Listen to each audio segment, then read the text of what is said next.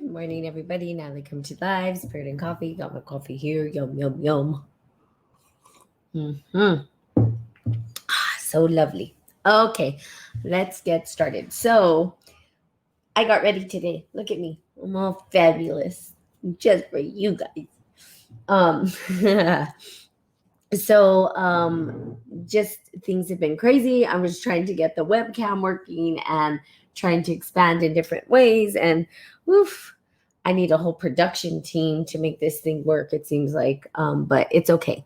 Do what you can with what you got at the time you got it. No excuses.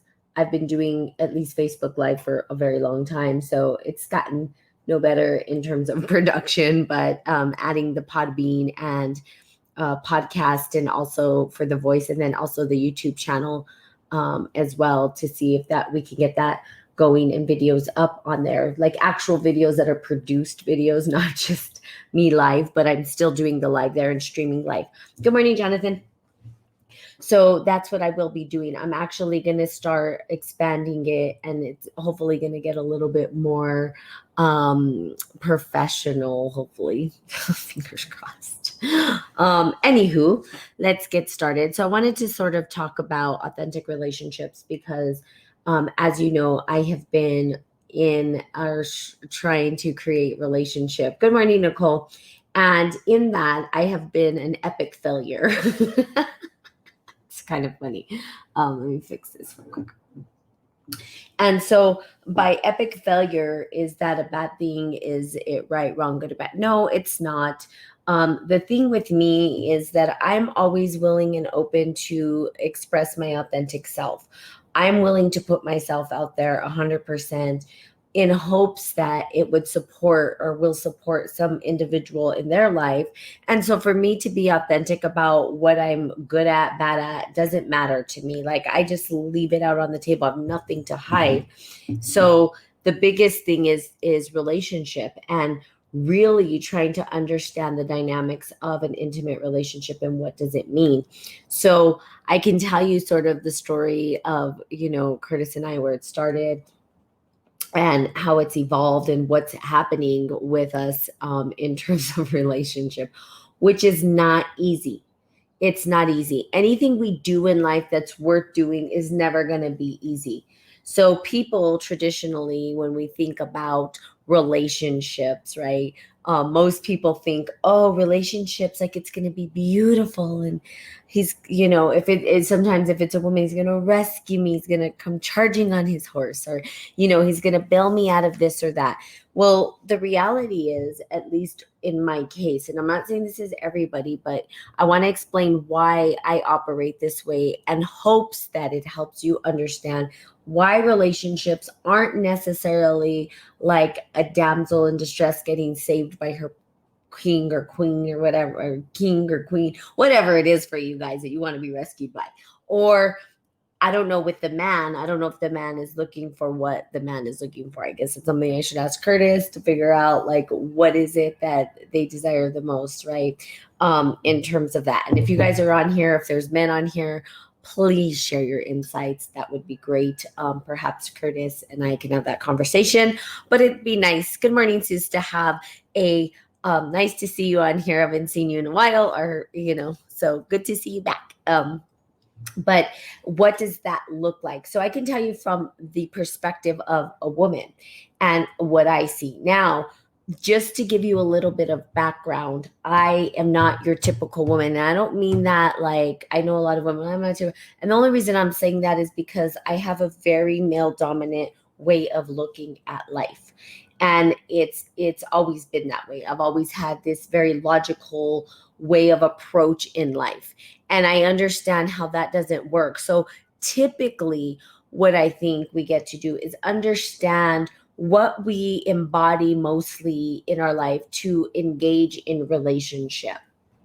Now, part of it is, when Curtis and I first started and met, everything was in nature.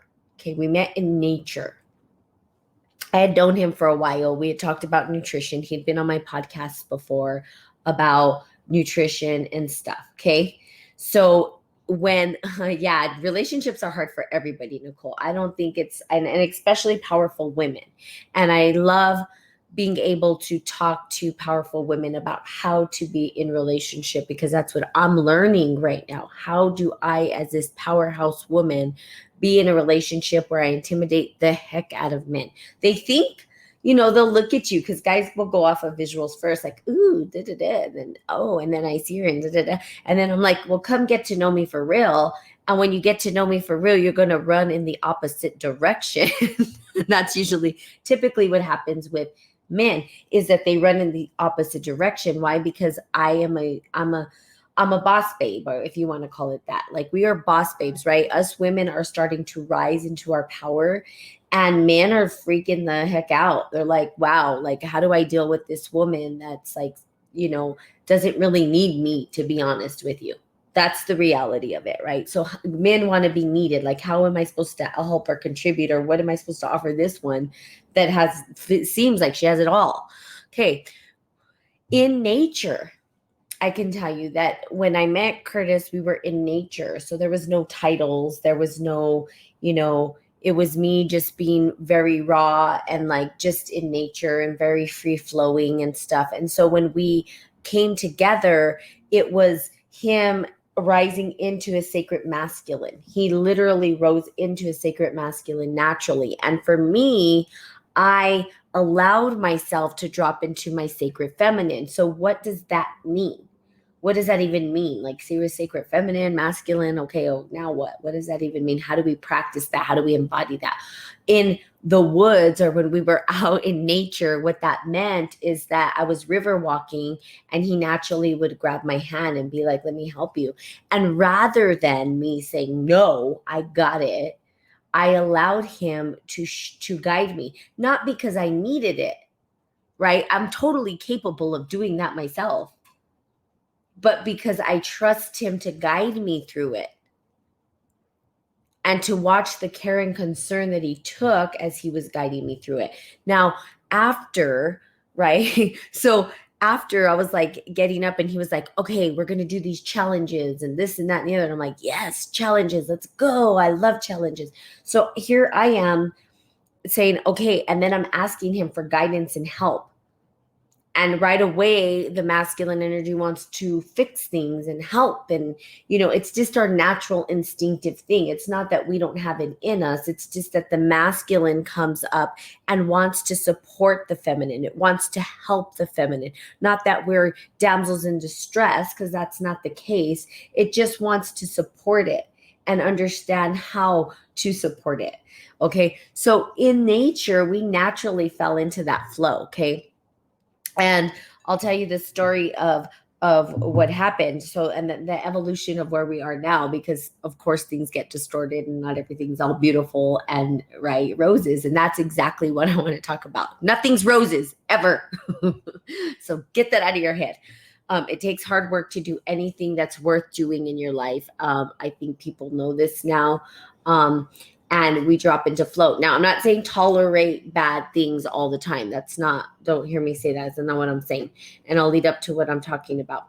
So basically, we were in nature. Now, there was a night where we were camping, and we were all going to sleep in this big, huge tent together, all of our friends, right? And Curtis and I at this time were we had no desire to be together. We had no desire to, it wasn't our thought process wasn't this. It wasn't like, oh, I was looking to be with somebody else, actually.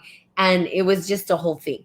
So, but we were friends, and we knew each other, and I trusted him. Okay. So when dropping into that, okay, he had set up a bed outside under the stars, and he set it up, and I sat there, and I was like, ooh, this is comfortable. And I'm like, man, I'm going to sleep outside. And I was like, dude, I'm still in your bed. Like, I don't know where you're going to sleep. Figure it out. I want to sleep. And he's like, yeah, go ahead. I'll let you. So literally slept in that bed. And then he slept on a chair near me to make sure that I was safe the whole time. Basically, so that the wolves didn't come get me. There's not wolves in Pittsburgh, but we were in Virginia. Sorry, by the gorge or whatever, camping out. And so he slept there to as a protector of me, right? To protect me. Okay, so it was just a natural state of being. We were just in our natural essence. Okay, now take us out of nature into this world, which is like the civilized world, right? And I'm a badass when it comes to the civilized world. I'm just going to say that, right? Us women that are highly successful or have made a success for ourselves, are working towards successful, become these what they call boss babes and stuff. Now, in that world, we become the dominant male. Because why? Because it's based on a patriarchal model. And in order for us to rise to the top, we have to exert some sort of masculine energy in order to do that. You can use your divine feminine grace in there too, but you have to be able to make decisions. You have to be able to be focused. You have to do all these things. And that causes this friction between the masculine and feminine in an intimate relation. It's a clash. It turns off the masculine energy. It turns off the feminine energy. Before you know it, there's no synergy between the two. There's none of that love and that flow of intimacy that happens. Okay. So bringing it to society, right? So he literally came and is like, I'm here. I want to help with Spirit and Coffee. I want to do all this stuff. Okay, cool. Let's go. Now he's in my territory. My territory is a little bit different than just being free out in nature. Why? Because I understand what I need to get done in this particular domain in my life. I understand what I need to do. Okay. So as it unfolds, it starts to get convoluted. So things were good, right? Things were progressing. They were good. It was all done in the name of God and all this stuff, right? We were ascending together, like our stellar bodies. And then we were like doing all of this God work, right? And in that, it was beautiful. And then reality hit, which is the three-dimensional time space, which is us human beings, which is the thing. And what happened? Boom. There was this complete distortion. It was distortion like crazy. And the more that we started to try to understand each other, so we understood each other from the spiritual level. We understood each other from our God self, but we didn't really know each other as people. Let's just say we did it ass backwards, which normally people get to know each other as people and then they go into their God self, or hopefully they go into their God self. No, we were like all in God, like, God, you're leading this, blah, blah, blah. And then reality set in, and then our physical body set in, and we were like, whoa, what is this? This is so distorted. Now, hard because it's like, it became a challenge of like, do I even want to do this anymore? Is this something that I truly desire on both ends? And we had to really talk about it. Now the pressure came. So the pressure in the relationship is like, and there still is, right? There's still this pressure that's happening, but we're working through it.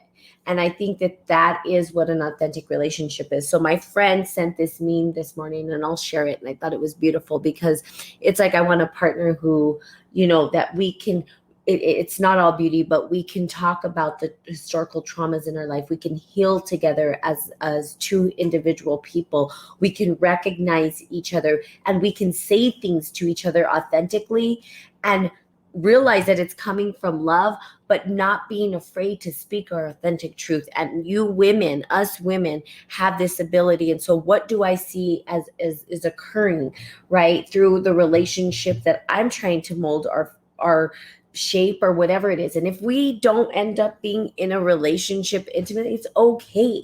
There's nothing wrong. It doesn't make me a failure. It doesn't make him a failure. It doesn't make relationships failures. It just means that we had to identify what it was that was holding us back to be in co-creation with another individual. Now, intimacy itself, I believe, and I did talk to him yesterday, I said, do you think intimacy, that to be in a committed relationship, that there has to be some level of attachment to the individual? Because I experience non-attachment. Love, unconditional love to me is not attachment. It's not trying to chain somebody in. It's allowing them to grow into whatever they want to be and allowing them to be that. And if that means outside of me and not with me, I'm okay with that. I'm okay with it. Why? Because I want them to live their best life. And if I'm not there to facilitate that, I'm doing them harm and I would feel terrible. I don't want to do that. I don't want somebody to be like, oh, you're making me miserable. I'm like, oh, no, that's not the point here. I mean, that's not what I was built to do, make people miserable. I don't want to make people miserable. If I do, then it's like we have to reassess. We're going to have to relook at this and we're going to have to understand what we get to do to move forward and make that choice together. So extreme pressure came to the point where it was a little crazy. You know, he's like, I'm sleeping in the car or whatever. I'm like, okay, you do what you need to do. I am not going to control whatever it is that you got to do for you. Do it. I'm going to do what I need to do for me. Now, here's the deal. Okay. So I hope Curtis listens to this now. He's okay with authentic truth. I told him, I'm going to say everything. I hope you're ready. He's like, oh, I understand. I said, okay, good. You know who you're with? Someone who will let it all out. Because the reality is if I didn't tell you guys everything and I just acted as though this is some beautiful relationship, it's bullshit. That's not life. That's not real. That's not real television. That's not authentic. That's bullshit. Now, I'm not saying people don't experience that in relationship, but there's always going to be trying times. It's not an easy thing to do. And two people have to be really committed to making it work with you as an individual for it to work. Because if not, right, it's just this false reality that's being created. And people are holding things in and people are getting sick. They're not able to fully authentically express who they are. And we realized that we didn't like each other's authentic self in this time space, not our spiritual selves, which is authentically us, but I mean who we were embodying as individuals in this particular realm, in the 3D world, in the physical world. Spiritually, we're like, yeah, we got this. But physically, we're like, I don't know what is going on with you, but I'm not digging it. He's like, I'm not digging it. And I'm like, okay, we ain't digging it. So what are we doing? What do we do next? That's not the end of the story, because when you meet an individual who's willing to work with you, who's willing to understand and take personal responsibility for their own self, that's the big thing, taking personal responsibility. And for me, that is the number one thing. If you can't be personally responsible for your shit and you can't understand what's going on in your mind, in your world, it can't work, because people that place blame on you for other things, like it's your fault, it's you guys end up just throwing swords and get nowhere. But if someone can step out and say, okay, here's how I contributed and here's what I see, and the other person, well, here's how I contributed. Now you have something to work with. And perhaps the relationship can work out. Now, people stay in relationships because they're maybe afraid to be alone. They're afraid to let go, whatever it is, but they'll be in toxic relationships. They'll stay there. They'll stay in a toxic relationship. They'll just do it. I'm like, oh no. There's a time where you have to say, is this too toxic for me? Do I need to exit this? Is the other person willing to do the work with me? That's the biggest question you should ask yourself. Okay, let me read what people are saying. Yeah, me too. Okay, relationships has always been hard for me too. Yeah, me too. Maybe because I was the only child and very strong influence. Mentors, being strong, independent, spiritual woman. Yes, letting men be that for you because they want from women, but they also allow you to be you. Yes, accountability is hard when you have to admit you might be doing something that hurts someone else. Yes, and that's the biggest kicker, is the accountability. And one thing that I love, so this is what I love about Curtis. This is why Curtis and I are still able to figure out, is this gonna work? And if it doesn't, we can still work on Spirit and Coffee. What does that look like? This is what I love, and this is what I would highly, it's up to you women. I'm not going to tell you what to do. I'm not going to tell even men what to do. with the relationships. I can only tell you from my perspective of trying to jump into a relationship. What that looks like is that find a person who is willing to take personal responsibility for their shit. I mean, to me, that's key. And it's key. And then also you being the person to take personal responsibility. But if one person's taking personal responsibility for everything and the other person's not, what you end up having is someone that blames you for everything. It takes two to tango. We've heard that over and over and over again, especially divorce and all these things that happen. Oh, it took two to tango. There's two sides to the story. There is. There is. There's always two sides to the story. There's always their perspective and your perspective. But you can't say that there's not, right? And like my perspective's right and theirs is wrong and all that. But it takes listening. So listening's a big thing too.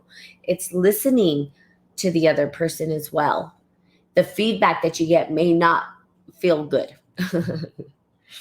But it's important if you want to grow together. And at the end of the day, can personal responsibility be there? So I can say that, yes, through our relationship, through he and I coming together, we have both said, okay, what's next? Now, my friend Lisa said something that was really interesting about men and women. She really loves relationship stuff. Like, I don't read about it. I should probably read more about it, right, to understand it, but I'm actually living in it. So she said that, men will rise or they won't rise. Like, a woman will only tolerate what she's going to tolerate. Okay. And then she'll say here and here and here, this is what I feel. This is what I want. And a man will either rise to the occasion or he won't. And then it's up to us to decide if we want to choose into that or not. Now, just remember, people tell you exactly who they are. If they're willing to rise to the occasion and work through it, that is the point of personal responsibility on either end too. Okay? On either end, because you as well. There's going to be things too, and you're like, well, am I willing to compromise this about myself? Am I willing? What is it that I'm willing to do to mold? And really, the way I see it is, how am I willing to grow as a human being, a better human being? How can this person support me to become a better human being? So it's having those hard conversations, but then it's also giving that person space to understand if they want to choose in or not by pulling them in. I need you, please stay. I think people do these things. Is it wrong to do that? No, don't hear me say that. I'm just saying that if you do that, you're not building a relationship that is grounded in a solid foundation. That's what I'm going to say. The foundation is going to be weary, and it's always going to be do. If you're growing together, right, you start to understand how you can co-create with an individual. And that's really what it's about, co-creation. How do I co-create with this person? Now, we co-create kids, obviously. We co-create with the children or whatever. Like, yeah, we're having kids together. That's co-creation. But I'm talking about your divine birthright, God's gift. You guys are in search of, what is my divine birthright, and how do I create this with another person in an intimate relationship? Can we see the vision together? Can we work on it together? And I will say that, I'm the reason why I'm still saying, okay, perhaps this is going to work. I'm not sure. I'm not 100% sure where it's going. But I do know that I still honor and value the person that I have in front of me. And that because of his commitment to the work and his commitment to try to understand his authentic self, that I will continue to move along this road and this journey with him. And what does that look like? Not 100% sure yet. I don't 100% know. But is it a fairy tale? No.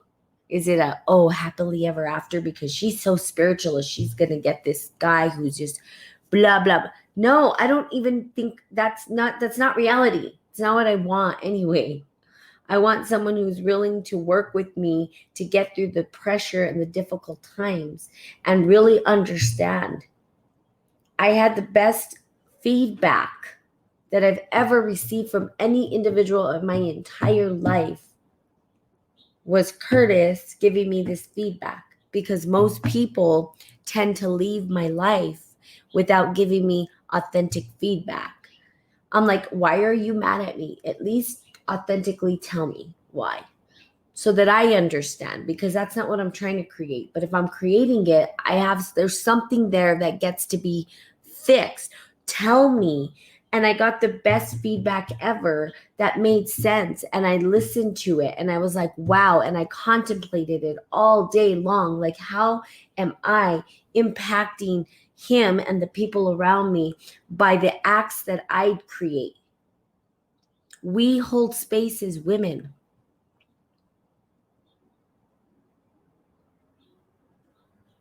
Your partner should be your sanctuary where you can share and work through things. Yes. Yes. And there's times that he was not feeling like sanctuary. Let me tell you that. But I was creating that too. That's what I had to understand, is I was the one who was creating these things so that there wasn't sanctuary. When I allowed myself to drop into the divine feminine grace, open up and allow it to flow, sanctuary was there. But when I was being a hard ass and there was no sanctuary because he couldn't create it. How could he create sanctuary for me? He's like, what do I need to fix? She knows what she's doing. I'll just stay over there. It's very interesting. And the energies and how we work with them as well. So yes, our partner gets to be our sanctuary. And I think sanctuary doesn't mean comfortable. Like, I can say that. It's not about being comfortable. Ever. Good morning, Jennifer. Let's see what Sue says. I want to see what you said here, Suze. Read this book, Awakened, Relating, a guide to embodying undivided love in innate relationships. Oh, awesome. This book mentions what you said. Amazing. Awesome. What did it mention in the book? So tell me this, ladies, because I'm going to start developing some coursework.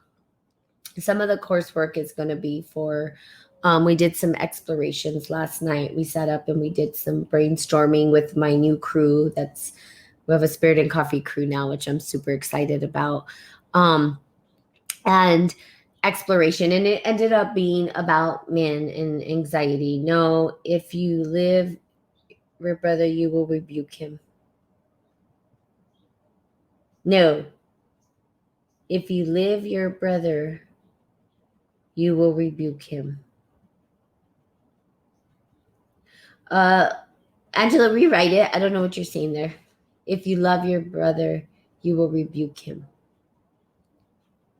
Tell me what you mean by that, or what you believe that passage means.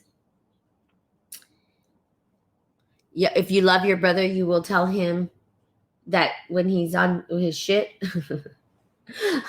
you'll say stuff to him that's not comfortable because you love him. Is that what you mean? Because yes, that's true. And I do that not with just him, with everybody. But literally, I put so much pressure on Curtis that I thought he was going to explode into a billion pieces. And then I felt really bad. And I was like, oh my God, how am I doing this? Because I wasn't doing anything. It's not like I was yelling.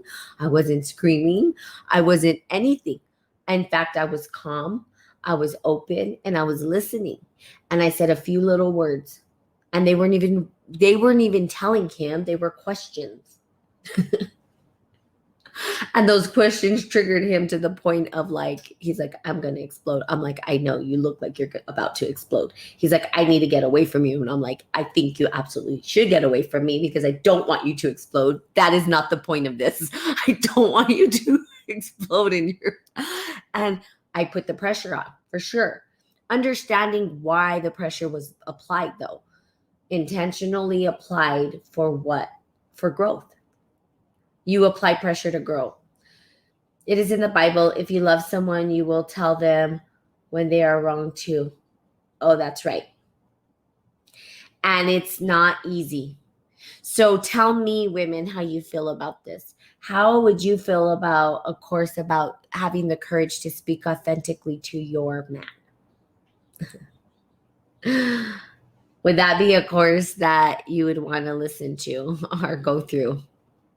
I would love to know. And I speak to the women because I'm a woman trying to go through this. And my mom is like, you don't take no shit. And it's really not that I don't take no shit or that I'm a hard ass. It's that I speak my authentic truth.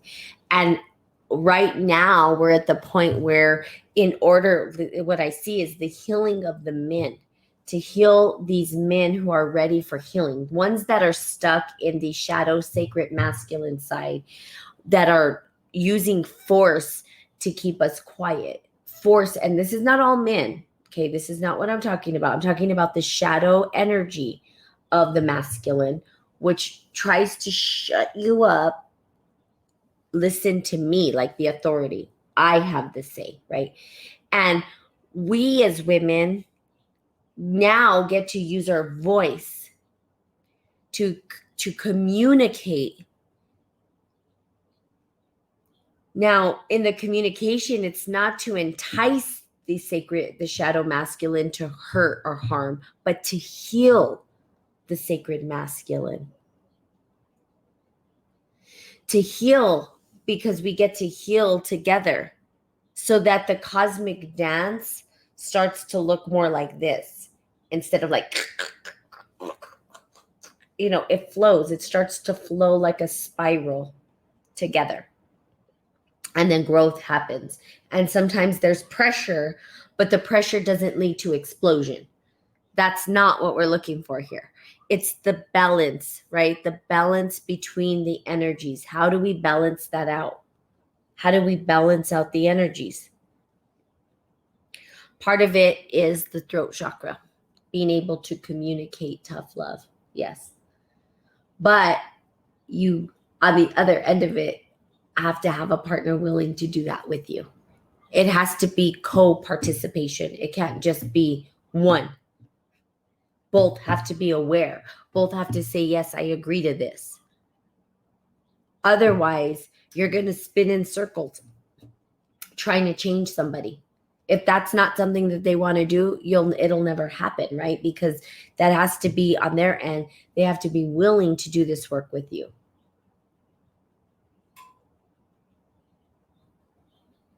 And that is why I tell you guys, that's why Curtis and I are still able to be in the same space together, because he's willing to work with it, with me. And even if it doesn't end up 100% in an intimate relationship for the long run, it can or it can't. I don't know at this point where it's going.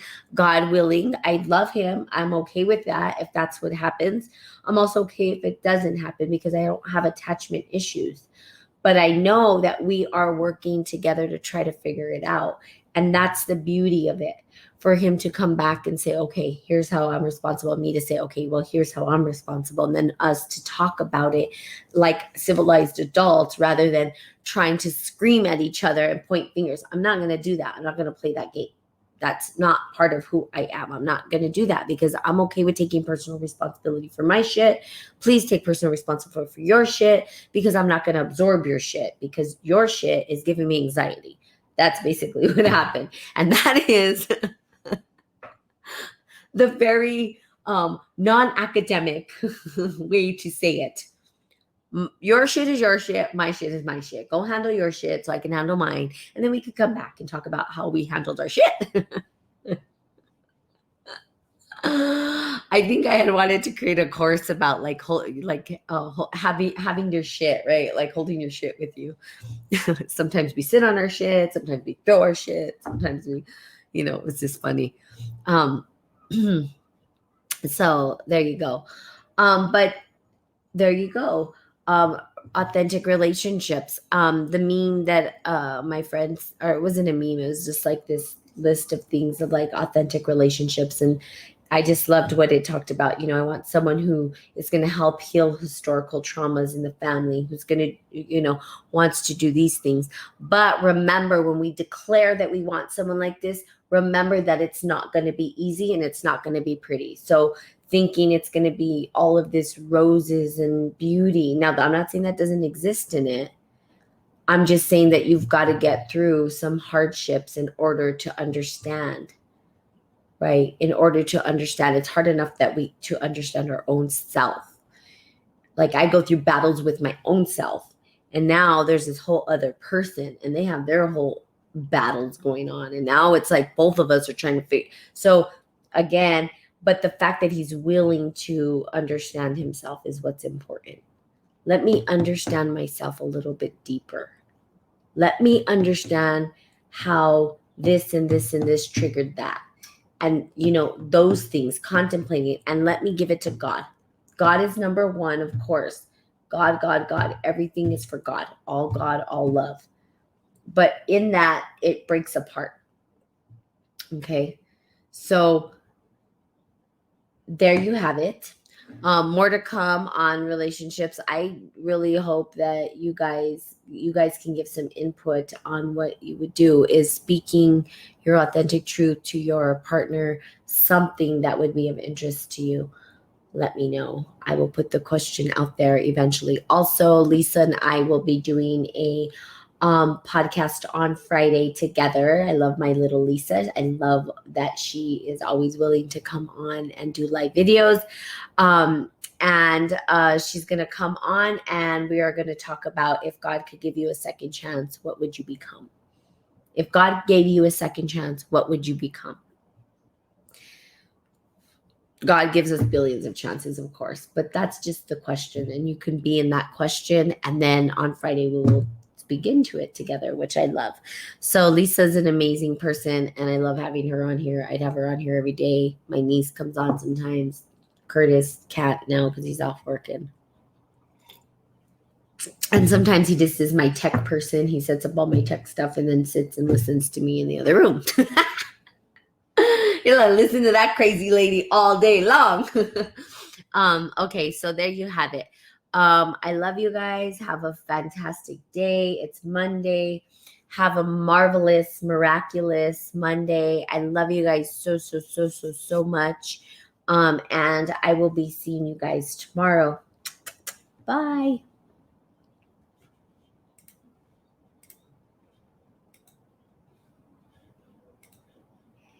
Good morning.